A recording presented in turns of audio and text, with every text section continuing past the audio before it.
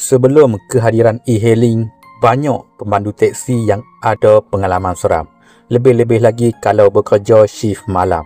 Waktu dah pun menghampiri tengah malam ketika Hasan memandu di tengah kota raya yang sunyi. Tiba-tiba dia ternampak seorang perempuan muda cantik berambut hitam panjang memakai baju berwarna putih sedang berdiri di tepi simpang lampu isyarat. Hasan berhentikan teksi dia untuk bertanya sekiranya perempuan tersebut mahukan perkhidmatan teksi. Perempuan tersebut kemudian menoleh dan merenung mata lelaki tersebut sebelum masuk ke dalam teksi tanpa berkata apa-apa. Bila perempuan tadi masuk saja dalam kereta, bau wangi mula merebak sehingga menyucuk hidung pemandu teksi kita. Bila ditanya destinasi, perempuan tadi hanya bagi sekeping kertas yang bertulis nombor rumah dan nama jalan.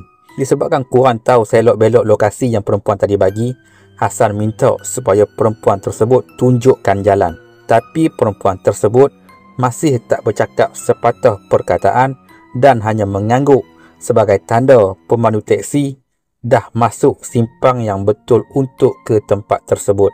Akhirnya mereka tiba di satu jalan yang terletak agak jauh dari pusat bandar. Jalan tersebut agak sempit dan gelap. Hanya boleh memuatkan satu kereta. Bukan tu saja, jalan di sana juga sangat gelap. Susah nak tengok jalan dan sampai kena buka lampu atas untuk suluhan yang lebih luas.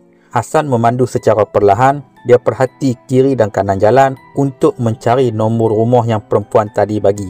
Tapi apa yang mengejutkan dia, bila dia perhatikan betul-betul, tak ada satu rumah pun kat kawasan tu. Yang ada sebaliknya hanyalah deretan kubur yang panjang. Hasan mula rasa seram sejuk, bulu tengkok dia juga tegak. Tak berani dia nak tengok ke arah cermin pandang belakang, dia cuma bertanya, adakah kita berada di alamat yang betul? Namun tiada jawapan dari kerusi belakang. Perlahan-lahan Hasan memandu, mengharapkan ada rumah orang kat depan. Tak lama kemudian, Hasan merasa bahu dia disentuh. Tanpa berani menoleh, dia hanya berhentikan kereta di situ dan dia dapat rasa tangan perempuan tersebut memberi dia duit tambah.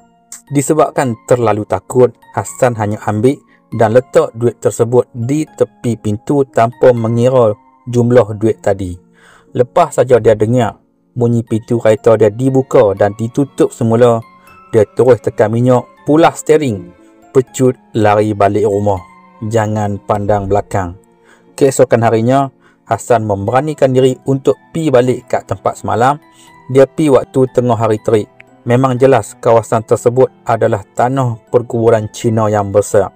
Dia cuba cari nombor yang diberikan oleh gadis tersebut. Bila sampai di satu kubur, Hasan nampak perempuan dalam gambar kubur tersebut sama dengan penumpang misteri dia semalam. Bila dia tengok balik duit yang dia ambil semalam, ternyata duit tersebut adalah duit orang mati dalam kepercayaan masyarakat Cina. Dan duit tu tak ada nilai untuk orang hidup. Rupanya perempuan tu dah pun seminggu meninggal dalam satu kemalangan di simpang lampu isyarat tersebut. Ia merupakan kemalangan langgar lari dan orang yang melanggar dia masih belum ditangkap.